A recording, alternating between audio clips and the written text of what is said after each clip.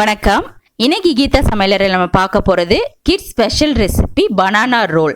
So நான் இதுக்கு சின்ன வாழைப்பழம் 4 எடுத்திருக்கேன். நல்லா பழுத்த பழமாக எடுத்துக்கோங்க, அப்போ தான் டேஸ்ட்டாக இருக்கும்.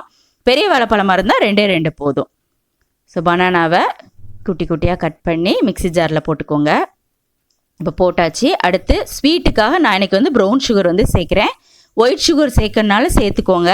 ஸோ எந்த சுகராக இருந்தாலும் உங்களுக்கு எவ்வளோ ஸ்வீட்டாக வேணுமோ ஸோ அதுக்கேற்ற மாதிரி நீங்கள் ஆட் பண்ணிக்கோங்க. இப்போ நான் ஆட் பண்ணுறது ஸ்வீட் கொஞ்சம் கம்மியாக இருக்கும். உங்களுக்கு ஜாஸ்தியாக வேணும்னா கூட கொஞ்சம் ஆட் பண்ணிக்கோங்க.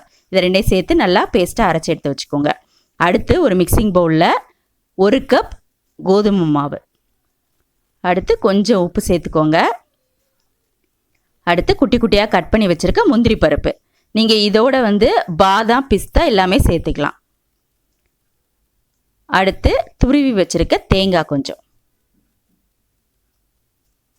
கடைசியாக நம்ம அரைச்சி வச்சுருக்கோம் பார்த்தீங்களா, வாழைப்பழமும் ப்ரௌன் சுகரும் சேர்த்து, ஸோ அதையுமே இதோட சேர்த்துக்கோங்க. அடுத்து சப்பாத்தி மாவு எப்படி பிசைகிறோமோ அதே மாதிரியே பிசைஞ்சு எடுத்து வச்சுக்கோங்க. ஸோ உங்களுக்கு மாவு கொஞ்சம் கட்டியாக இருக்கிற மாதிரி இருந்ததுன்னா கொஞ்சம் பால் ஊற்றிக்கோங்க. இல்லை மாவு கொஞ்சம் தண்ணியாக இருக்கிற மாதிரி இருந்ததுன்னா கோதுமை மாவை ஆட் பண்ணிக்கோங்க. ஸோ இப்போது ஒரு பெரிய பால் எடுத்துகிட்டு சப்பாத்தி மாவை எப்படி தேய்ப்பீங்களோ அதே மாதிரியே தேய்ச்சி எடுத்துருங்க.